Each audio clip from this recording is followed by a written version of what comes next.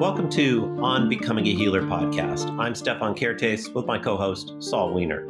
Hi, Saul. Hi, Stefan. So, Saul, 18 years ago, you published a piece in the journal Academic Medicine, and it was called Learning Medicine with a Learning Disability, Reflections of a Survivor. Can you tell me a little bit of the story of your challenges as a learner? First of all, writing that piece was a bit of a landmark for me. It was almost a kind of coming out of the closet.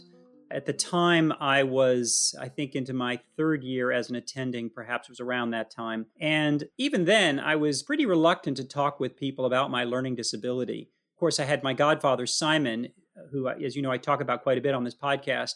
And he had invited me to come down to talk to his first year medical school students on a panel about disability. And I agreed to do that. And so I remember sitting there with two other former medical students, in this case, who had physical disabilities, and mine was a so-called invisible disability. After that presentation, we came up with the thought that I would write a piece about having a learning disability and send it to Academic Medicine. It was tough for me to write honestly and not hedge.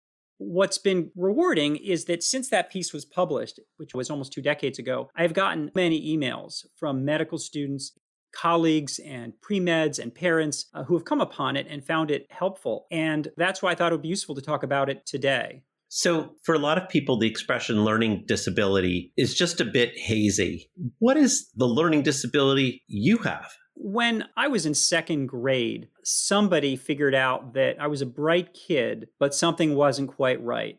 What I remember from those early years is just getting these assignments, like they would hand us a picture with a bunch of images, like groups of fruit, and we were supposed to circle them. And it was to introduce us to the concept of sets, like, circle all the bananas, circle all of the oranges or whatever.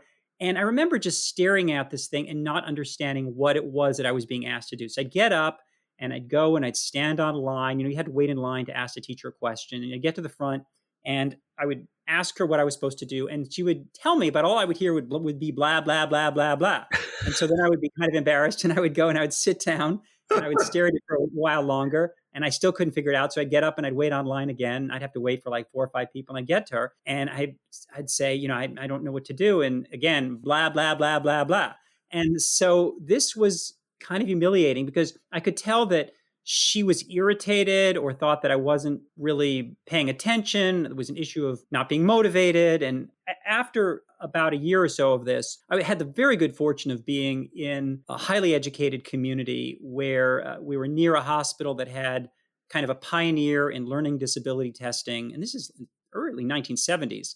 And so I just was fortunate in getting evaluated then and getting special accommodations and support services very early in my education at a time when that was not very common. So you can imagine how when I was in high school and I got interested in becoming a doctor, I really had some challenges ahead of me.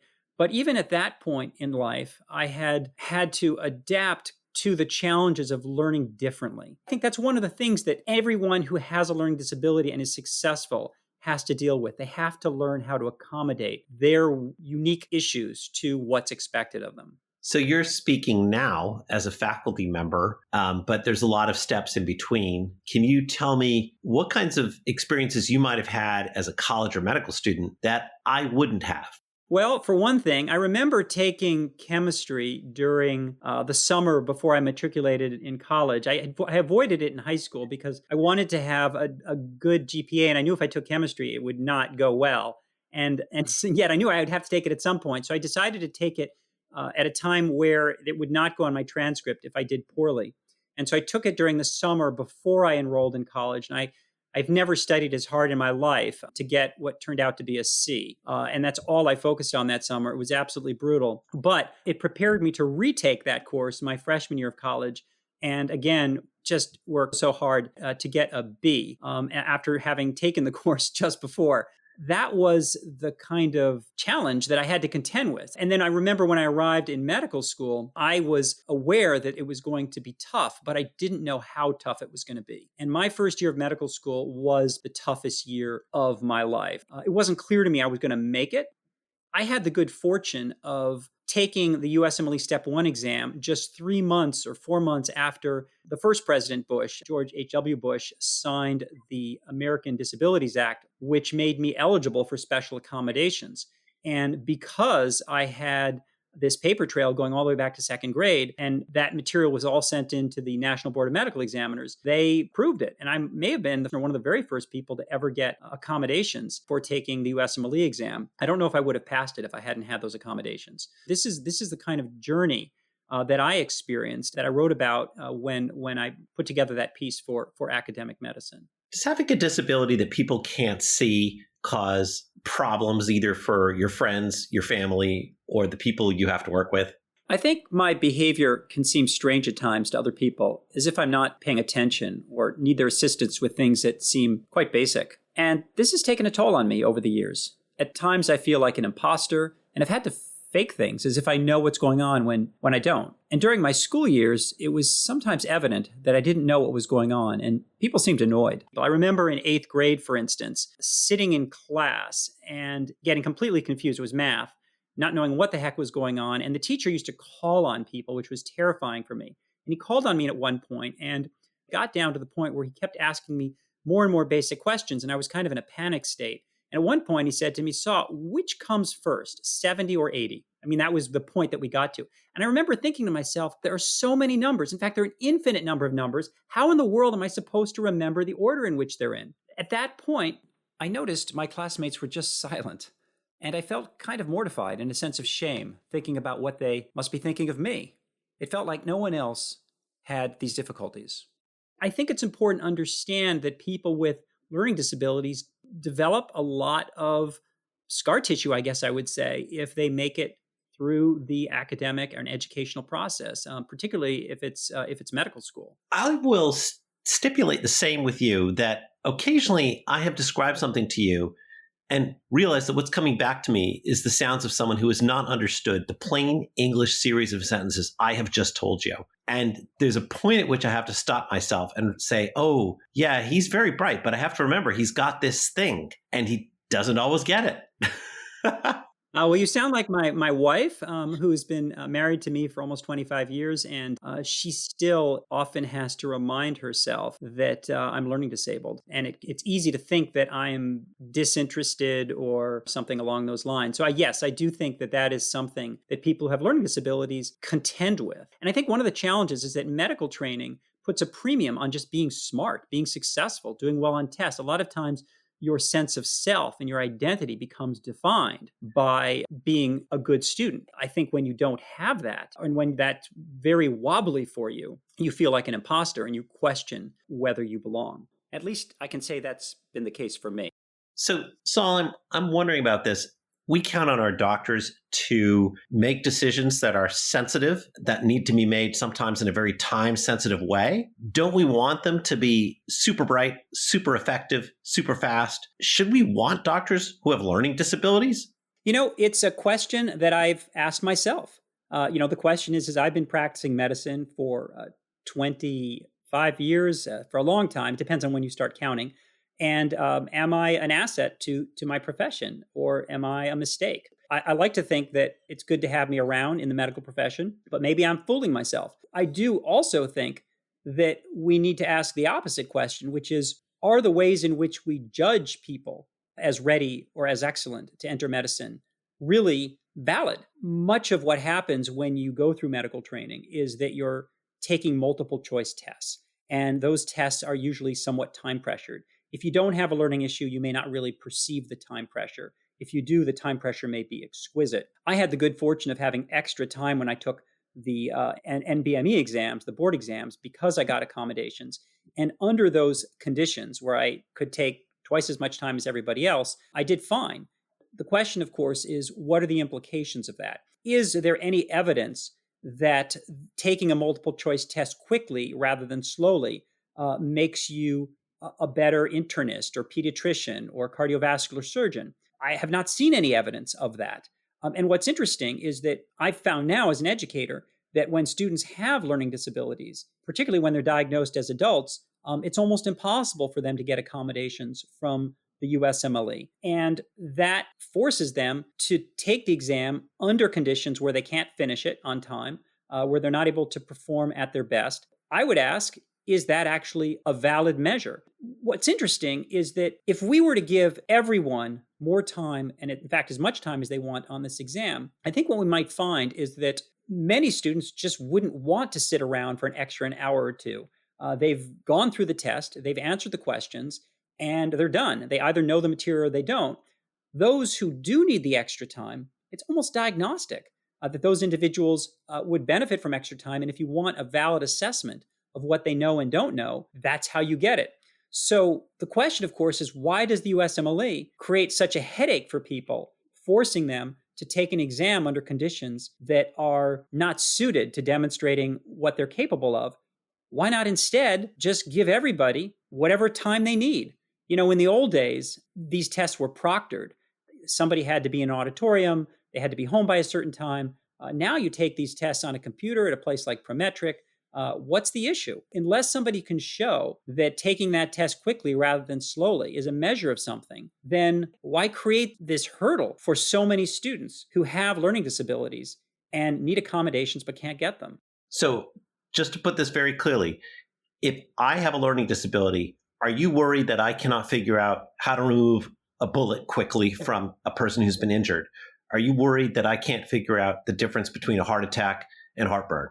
Well, what I would argue is whether you have those skills or not, I don't think we know based on how quickly you take a multiple choice test. I would argue that unless somebody can show evidence otherwise, which I've never seen, there's very little indication that those are similar skills, that that's the fundamental issue that we need to contend with. Is our assessment valid? So, the United States medical licensing exam obviously is one of the key hurdles here, because they set the parameters for how tests are administered, and medical schools rely on these tests as an indicator of whether they are succeeding or failing. Is there any hint that we could seek a conversation with the people who run or sit on the boards of these organizations to begin to think about how they respond to learning disabilities? That would be wonderful. I do recall some years ago that Simon sent them a letter. Don't think it went anywhere. I think it was politely received. I think it's an enormously important issue. And I think that for so many students who struggle with these exams because taking them under normal testing conditions is not suited to their abilities and to their skill set, it causes enormous hardship. As a faculty member, I've been on promotions committees where and as an academic administrator, I've seen countless students hit a wall because for whatever reason, they're not good test takers, or they can't take the test under the conditions that it's offered and perform well. I think we underestimate the amount of harm we cause as these students get stuck in their education, feel terrible about themselves, are questioned by those around them as to whether they're competent and capable. And what's really going on here is that they just can't take a multiple choice test under the conditions that it's offered. We've talked a little bit about the systems level issues here, and we talked about the accommodations you got in certain test taking situations. But do you want to tell us a little bit about what you had to do in order to overcome your own disability in the process of learning medicine? I think the process I had to go through is one that others who I think are successful all go through, which is you have to figure out how you learn and how you accommodate virtually every type of situation you find yourself in, which creates a kind of ingenuity, adaptiveness that I think is its own strength. In some respects, I think that having had a learning disability while during the period of my formal education was an enormous hurdle for me. In the long run, it's possible that it was the best thing that ever happened to me. The downside, of course, is it can cause a lot of emotional baggage going through that experience. I had the good fortune of having the support of Simon.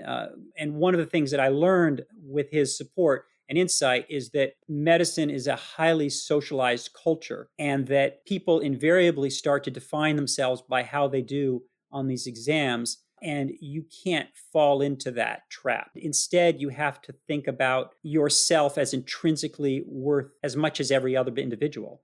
If you're able to see that, if you're able to recognize that you're not defined by whether you make it through medical school or not, or how successful you are, You're defined by whether you are able to be true to yourself. And I don't mean that in a corny way. I mean that you're able to stand up to the values that you believe in. And if you came into medical school, that's probably ultimately to be a caring physician. If you're able to hang on to that and not define yourself, and in some cases, as I wrote about, recognize that even if you don't make it through medical school, that doesn't define you either. There are many ways in which you can contribute to society with great richness and meaning. And so I think that it forces you to, in some ways, define yourself and not fall into the traditional socialization, which I think is so potent and in many ways harmful to the development of physicians. Yeah, I think that one of the postures that we both share here, even though I don't have a learning disability, is that we want to do good work in medicine, but we recognize that a large culture and a bureaucracy of medicine is not always set up to promote our being helpful, our being successful, our being the best people we can be. So the navigation task we have is to figure out how can we achieve those things, sometimes despite the structures of medical education and medical bureaucracy, not because of them. At a practical level, I've had to come up with workarounds for almost every task. So, for instance, even now as an attending, when medical students or residents present even the most simple patient to me, somebody with a cold, I'm taking notes. I'm writing down, and I've developed this kind of scribble that nobody else can read. I guess you could call it HIPAA compliant, but it enables me to take notes at a very high speed. So I can pretty much write down what's being said to me while a patient is being presented. And I'm actually only able to process what I read, not what I hear. So that while the patient is being presented to me, I'm writing down what I'm hearing in real time, and I'm processing it by reading what I'm writing down, not by what I'm hearing. I know that sounds really weird, but I can write what I'm hearing without understanding what I'm hearing, but then I process what I'm reading. And that way I'm able to function. When I'm in a conference room and people are around me are talking and I need to write a note, I put white noise on with headphones. So pretty much for every situation, I have a workaround. And I would submit that others who have learning disabilities who are successful in medicine function similarly. I mean, we all find our own ways of adapting, but we all find them. For those of us who are coaching or teaching or supervising, are there tells or things that we should look for to at least inquire whether we need to make some form of accommodation in terms of how a team works on the hospital wards or something like that? Is there something I should be looking for? Yeah, I think if a student is struggling, it's important to start with the premise that they're smart enough to be successful in medical school, or they wouldn't be there, barring the rare admissions mistake. But in most cases, it simply means that there's a disconnect between the way they learn and the way they're being taught. There's a movement known as universal design of instruction, which is really an attempt to address this. It pretty much says that many of us are along some sort of continuum. Many of us have alternative ways of learning, alternative ways of showing what we know, and a kind of universal model is one which is highly adaptive, which is really designed to meld instruction to the needs of the learner. And I think that when you see a student who is struggling, rather than preaching to them what you think they should be doing, it's important to let them tell you what they need, to ask them how they're doing, how they feel about the experience. Many will be hesitant to tell you because there's such a taboo about having a learning disability. I would have to say most medical students don't want to acknowledge it. Many of them don't want to acknowledge it to themselves. Many don't want to acknowledge it to their families. And that when you do bring it up with a student, it's important to recognize that just the word learning disability probably needs to be avoided because so many of them see it as a mark of shame. And instead, just an open-ended approach to saying, how are things going? I noticed you had some challenges presenting or challenges with your note or whatever. What do you think might help? What works for you? When are you at your best? Allow that person to become comfortable enough with you that they can begin to relax and show how you can help them adapt. Yeah, the question I think that those of us who have some modicum of authority for a period could say is, when are you at your best? And how can I help you have the best possible experience and make the best possible contribution? And what are the things that stand in the way of that? And how can I help you with those? I genuinely want to help. Yeah, absolutely. And also, I think it's important to recognize that many of these students shine in other ways.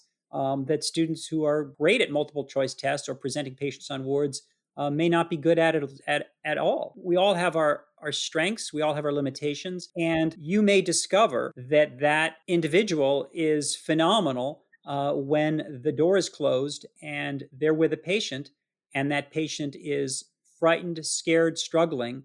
That individual has an enormous capacity to care simply because of the life experience that they've gone through. Those are the kinds of things that I think we need to recognize when we're, on the one hand, frustrated with a student, that they may have enormous strengths that we just don't know about. From this, I'm going to be paying close attention to that, and I'm going to be asking those questions. And I think, thank you very much, Saul. This has been a great discussion. Excellent. We hope you've enjoyed this latest episode of On Becoming a Healer. If you have, and you haven't already subscribed, please consider doing so now. Take care, everyone.